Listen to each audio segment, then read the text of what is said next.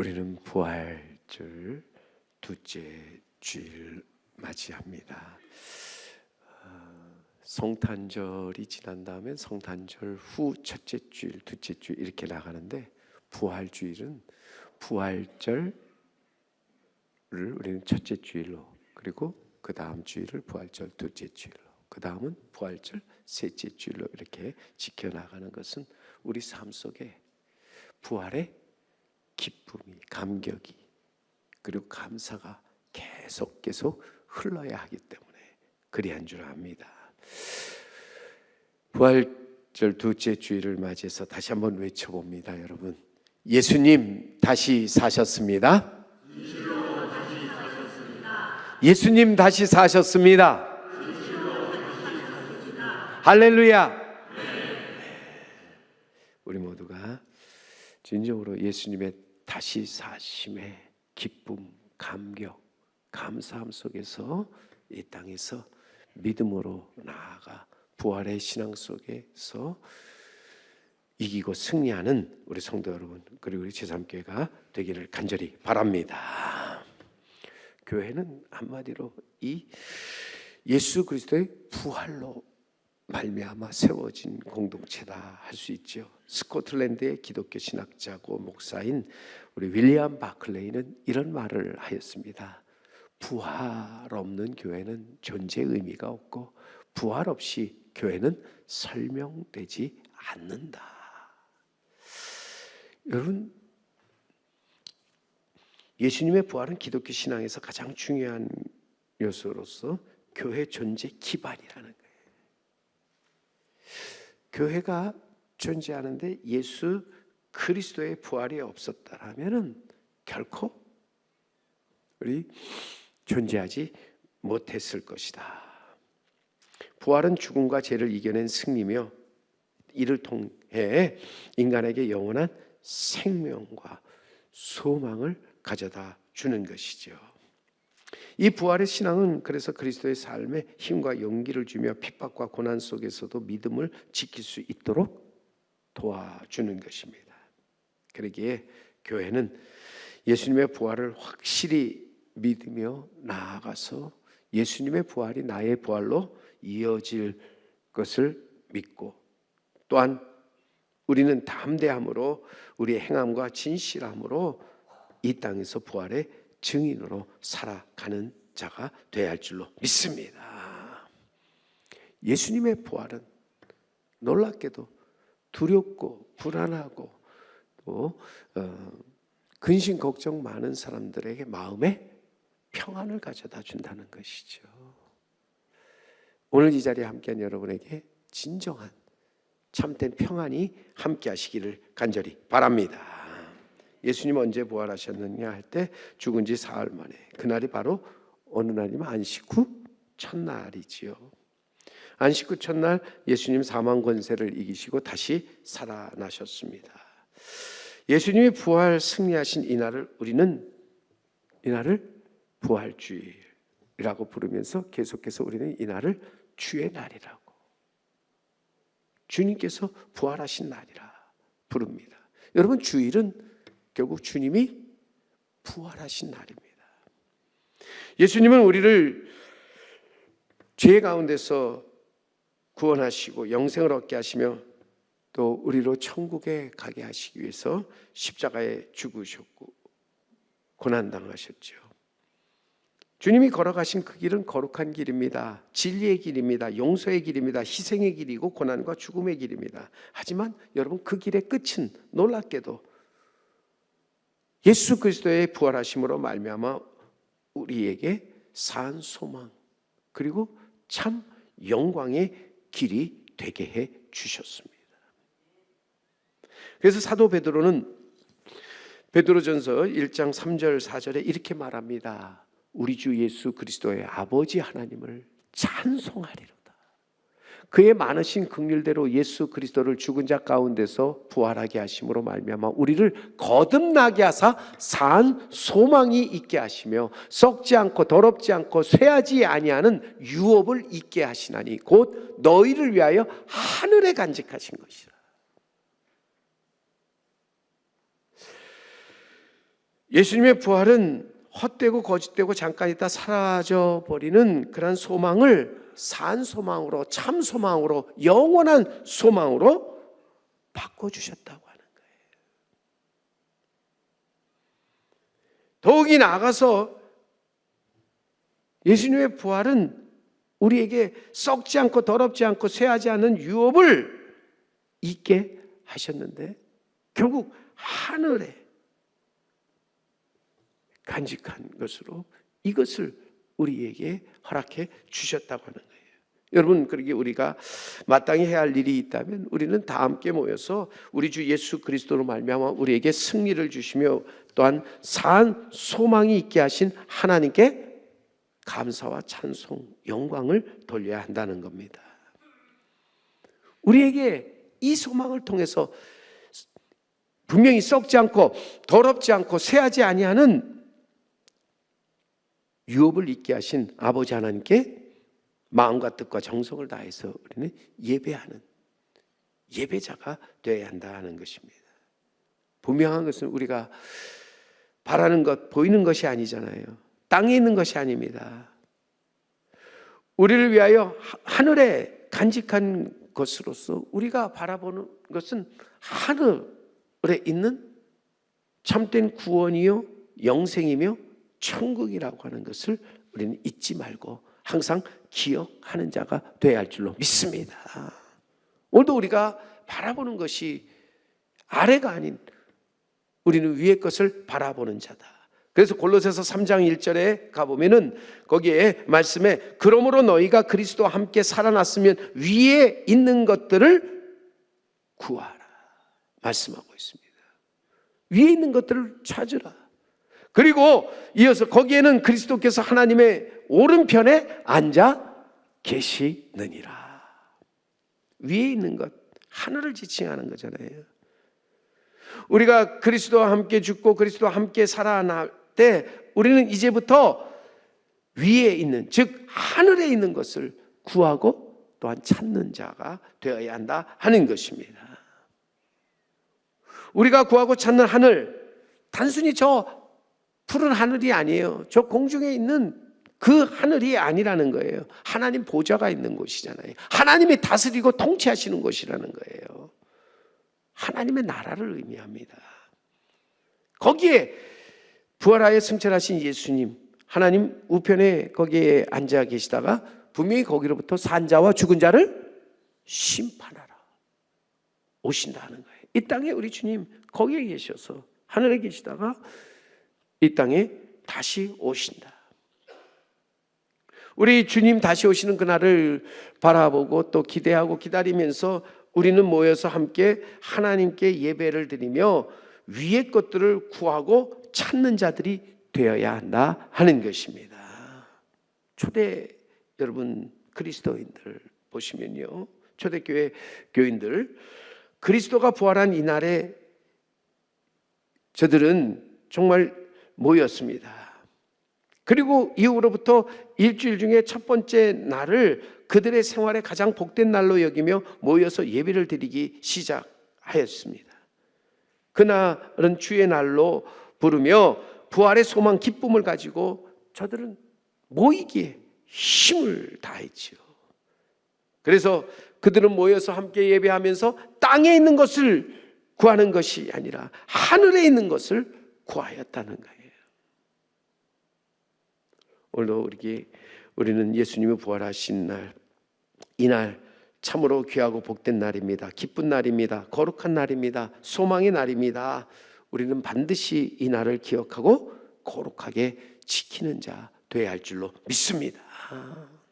오늘 본문 말씀에 보면 예수님은 안식 후 첫날 사망 권세를 이기고 부활하셨습니다. 이른 새벽에 무덤을 찾은 여인들 빈 무덤을 보고서 처음에는 어찌할 바를 몰랐습니다. 그러나 거기서 예수님이 생전에 하신 말씀을 기억하고 돌아가서 제자들에게 자신이 본 것들을 알려주었죠. 베드로와 다른 제자가 그 말을 듣고 곧바로 일어나 무덤에 달려가서 그곳에서 빈 무덤을 확인하고 돌아옵니다. 그렇지만 제자들 예수님이 정말 다시 살아나셨다고 믿지 아니하였습니다. 저들은 의심과 두려움 속에 사로잡혀 있었을 뿐이지요. 그래서 오늘 본문 말씀은 20장 19절에 보면은 이날에 곧 안식 후 첫날 때 제자들이 유대인을 두려워하여 모인 곳에 문을 닫았더니 예수께서 오사 가운데 서서 이르시되 너희에게 평강이 있을지어다. 여기 분명히 보세요. 안식 후 첫날 저녁, 오늘 얘기하면 주일 저녁이에요. 주일 저녁에 제자들에게 주님 나타나셨습니다. 제자들은 유대인들을 두려워하여 모인 곳에 문을 굳게 닫고 있었습니다. 저들의 마음속에는 두려움, 의심, 걱정, 절망으로 가득 차 있었다는 거죠. 이러한 제자의 모습은 참으로 비신앙적이고 믿음 없는 자의 모습이었죠. 이처럼 믿음이 흔들리고 믿음 없는 자에게 주님 찾아오셨습니다. 두려움과 의심, 절망 속에 있는 제자들에게 주님 나타나셨습니다. 그리고 말씀하시기를 너희에게 평강이 있을지어다. 너희에게 평강이 있을지어다. 두려워 문을 꼭 잠고 불안하여 떨고 있는 제자들, 정말 주님 부활하셨을까 의심하면서 반신반의하면서 근심 걱정 절망에 빠져 있는 제자들에게 찾아오셔서 주님 제일 먼저 하신 말씀, 너희에게 평강이 있을지어다. 분명히 여러분, 부활하신 주님 이 땅에 오셔서 우리에게 마음에 평강을 주시는 분이시죠. 예수님은 평강의 왕으로서 우리 안에 마음의 평강을 주신다. 사탄 마귀는 우리 마음에 두려움과 불안, 절망, 의심을 심어주지만 예수 그리스도 우리에게 평강과 소망, 믿음을 갖게 하신다는 거예요. 오늘 주님이 우리에게 주시는 그 평강, 은혜의 선물이죠. 보세요. 하나님의 아들로 오신 예수님을 이사야 선지자는 이렇게 외치죠. 그의 어깨에는 정사를 메었고 그 이름은 기묘자라 모사라 전능하신 하나님이라 영존하시는 아버지라 평강의 왕이시다. 예수님이 누구냐 할 때 우리는 평강의 왕, 우리에게 찾아오셔서 평강을 주시는 분이지요. 평강의 왕 되신 예수 그리스도 이 세상에 계실 때 분명히 말씀하십니다. 요한복음 14장 27절 말씀에 가면은 평안을 너희에게 끼치노니 곧 나의 평안을 너희에게 주노라. 내가 너희에게 주는 것은 세상이 주는 것과 같이 아니하리니 너희는 마음에 근심하지도 말고 두려워하지도 말라. 내가 너에게 평강을 끼친다는, 내가 너에게 평강을 준다. 그러니 너희는 이 땅에 사는 동안에 아무것도 근심하지도 말고 두려워하지도 말고 슬퍼하지도 말라 말씀하고 있죠. 우리가 믿는다고 하면서 우리 마음에 이 평안이 없으면 우리의 믿는 모든 것은 다 헛되고 헛된 것이에요. 아무 소용이 없는 거예요. 악인이 아무리 좋은 집에 살고 비싼 차를 타고 다니며 귀한 것을 먹는다 해도 우리가 조금도 부러워할 필요가 없습니다. 왜냐하면 저들에게는 평안이 없기 때문에. 저들은 가진 소유로 편안할 수는 있어요. 그러나 진정한 위로부터 오는 평안, 평강이 저들에게는 없기에 저들은 불행한 거예요. 여러분, 오늘도 이 평강은 오직 주님을 바라보고 주님을 의지하는 자에게 주시는 하나님의 은혜의 선물인 줄 믿습니다.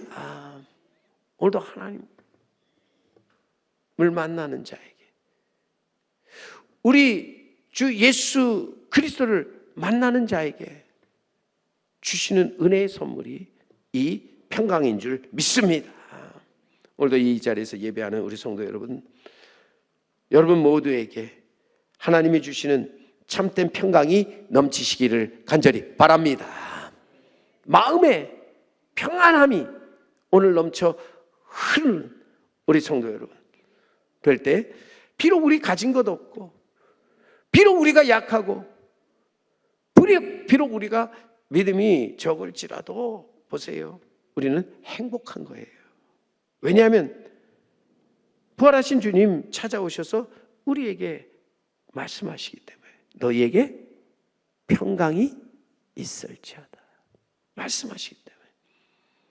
오늘도 우리가 살면서 진정한 행복을 위해서는 우리 마음에 이 평강이 넘쳐나야 할 줄로 믿습니다. 오늘 이 마음의 평강이 없으면 우리는 사실 아무것도 보지 못하고 아무것도 믿지 못하는 겁니다. 우리가 지금 듣고 보아도 그 안에서 기쁨이 없는 거예요. 평강이 있을 때 내가 볼 것을 보고 들을 것을 들으며 거기서 우리는 진정한 기쁨을 얻게 된다 하는 것입니다. 오늘 그러기에 20절 말씀을 보세요. 이어지는 말씀 20절에 보면은 이 말씀을 하시고, 이 말씀이라고 하는 뭐예요? 주님이 우리에게 나타나셔서, 부활하신 주님이 찾아오셔서 우리에게 주신 말씀이죠. 너희에게 평강이 있을지어다 하는 이 말씀을 하시고 손과 옆구리를 보이시니 제자들이 주를 보고 기뻐하더라. 오늘도 분명한 것은 우리가 이 마음의 평강이 있을 때 우리는 듣고 보는 모든 것에서 기쁨을 얻게 되는 줄 믿습니다. 저들은 모인 그곳에서 부활하신 예수님을 만나게 되었고, 부활하신 예수님의 손과 옆구리를 만져보면서 마음의 평강을 얻었고, 더 나아가서 크게 기뻐하게 되었다 하는 것이죠. 여러분, 그래서 여러분, 은혜의 결과가 뭐예요? 평강이에요. 하나님께서 주신 은혜의 그 결과가 평강이에요. 그러면 평강의 결과는 뭘까요? 기쁨이에요. 기쁨이에요. 내 영혼의 기쁨이에요. 그 기쁨의 결과는 뭘까요? 우리 인생의 행복인 거예요. 여러분, 행복하기 때문에 기뻐하십니까? 아니면 기뻐하기 때문에 행복하십니까? 그 말이나 비슷한 것 같지만, 여러분, 기뻐함으로 말미암아 행복해지는 거예요. 우리는 주 안에서 항상 기뻐하는 자가 되어야 할 줄로 믿습니다. 분명히 여러분, 하나님의 나라는 먹는 것과 마시는 것이 아니요, 성령 안에서 의와 평강과 희락이라. 그때 말하는 여러분, 희락은 뭐예요? 기쁨을 말하잖아요. 오늘 이 자리에 있는 여러분에게 하나님이 주신 평강으로 가득 차서 그 평강으로 말미암아 여러분 안에 기쁨이 충만하시기를 간절히 바랍니다. 그 기쁨, 여호와로 인하여 기뻐하는, 여호와 하나님으로 인하여 즐거워하는 그 기쁨이 되기를 간절히 바랍니다. 총독 느헤미야가 바벨론 포로에서 돌아와서 무너진 성전을 복구한 후에 이제 선지자 예레미야가 그 성전에 그 안에서 하나님 율법의 말씀을 찾게 됩니다. 그리고 이제 그 율법의 말씀을 그 성전에서 쭉 읽을 때 백성들이 그 율법의 말씀을 들으며 애통하며 슬퍼했습니다. 왜냐하면 자신들의 잘못으로 저들이 70년 동안 바벨론의 포로로 잡혀가서 고생하고, 또 저들이 그의 삶이 거기서 다 이루어졌기 때문에, 뿐만 아니라 예루살렘 성전, 그 화려했던 예루살렘 성전이 이렇게 무너지고 황폐됐던 까닭이 무엇인가? 그들이 그 말씀을 떠났기 때문이다. 그러자 총독 느헤미야는요, 일어난 모든 백성에게 말합니다. 그것이 여러분 느헤미야 8장 10절에 말씀에 나오는 대로 거기에 느헤미야가 또 그들에게 이르기를 너희는 가서 살찐 것을 먹고 단 것을 마시되 준비하지 못한 자들에게는 나누어 주라. 이 날은 우리 주의 성일이니 근심하지 말라. 여호와로 인하여 기뻐하는 것이 너희의 힘이니라 하고 말씀 외쳤습니다. 여러분, 여기서 우리가 기억할 것은 무엇입니까? 우리는 여기서 분명히 주님이 부활하신 거룩한 날, 주의 성일, 우리 함께 모여서 우리가 해야 될 일은 아무것도 염려하지 말라는 거예요. 두려워하지 말라는 거예요. 불안해하지 말라. 아무것도 슬퍼하지 말고 아무것도 근심하지 말라는 거예요. 주일에 우리가 모여서 우리는 살찐 것을 먹고 단 것을 마시되 예비치 못한 자, 준비하지 못한 자들과 서로 함께 그것을 나누면서 여호와 하나님으로 인하여 기뻐하라, 즐거워하라. 왜? 이것이 우리의 힘이라. 우리의 힘 어디로부터 나옵니까? 여호와를 기뻐하는 데서 또 우리의 힘이 나오는 줄 믿습니다.